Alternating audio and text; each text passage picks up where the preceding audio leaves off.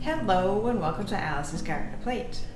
I help viewers who are gardeners that love to cook eliminate their overwhelm from the harvest by garden planning, preserving methods, and recipes. If that interests you, like and subscribe. In today's episode, I'm going to be talking about garden planning and where to get started. The main reason you have a vegetable garden is to have food, right? Well, it's nice to figure out how much you actually need and make a plan. We have recipes out of our recipe books or ones that we've come up with ourselves, and on fresh produce, dehydrated items, to freezing, to also canning. All of that is considered for year-round gardening and planning accordingly for indoor and outdoor. So how do you figure all that out?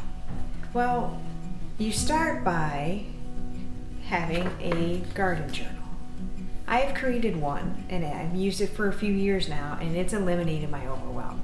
I do have it available to purchase if you just do a comment below, and I will send you the link. What's nice about this journal is that I start off with the recipes up front as the main goal, because recipes require weight.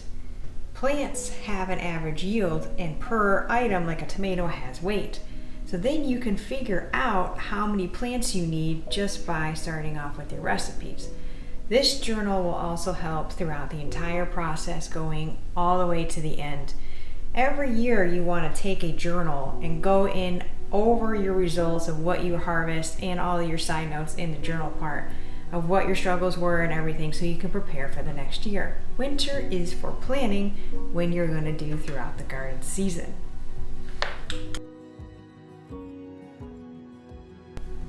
This is a printout of my own personal journal that I have filled out planning for this year.